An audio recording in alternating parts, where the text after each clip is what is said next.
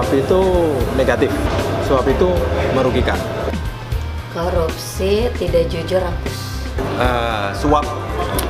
Suap itu adalah sesuatu yang pasti sangat dilarang. Ulang pertanyaannya.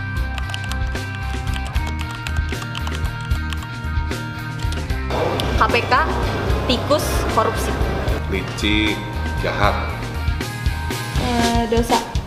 Ya, kalau kita dengar atau melakukan suap, berarti suatu tindakan yang akan merugikan, Mau dari sisi agama maupun dari sisi hukum.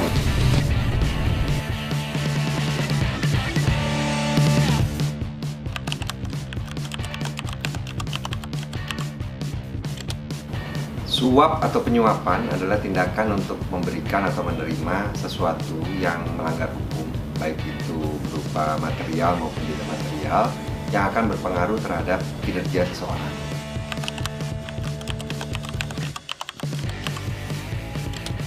Untuk menghindari penyuapan, banyak faktor yang diperlukan. Yang pertama yang jelas dari mentalitas orang ya. Yang kedua sistem. Jadi artinya yang paling dasar itu adalah dari mental orang yang bekerja tersebut.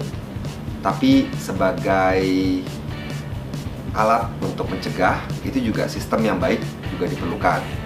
Nah, ini dilakukan oleh sistem manajemen. Artinya saat ada SOP, prosedur, atau pengendalian, itu memang sudah mencukupi.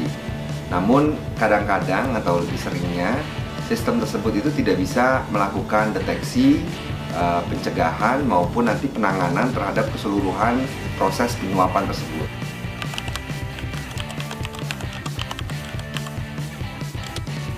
Sistem manajemen anti suap seperti semua sistem manajemen lain menyediakan perangkat kebijakan dan prosedur yang diperlukan untuk melakukan kegiatan anti penyuapan. Kegiatan anti penyuapan ini meliputi berbagai hal, antara lain dimulai dari deteksi, dari pencegahan dulu, lalu kemudian deteksi, dan yang terakhir penanganan. Nah, saat ini sampai tahun 2016 itu belum ada suatu sistem anti penyuapan yang dibuat yang bisa diterapkan untuk semua organisasi. Untuk itulah pada tahun 2016 ISO menerbitkan ISO 37001 2016 yang memberikan suatu sistem anti penyuapan yang dapat diterapkan oleh semua jenis organisasi.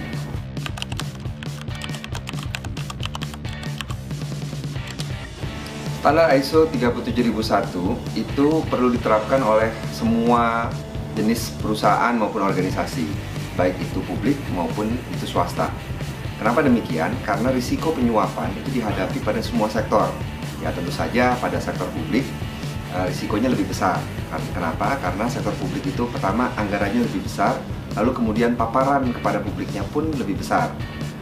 Jadi lembaga negara, kementerian, lalu institusi negara itu adalah organisasi-organisasi yang paling perlu menerapkan 37001.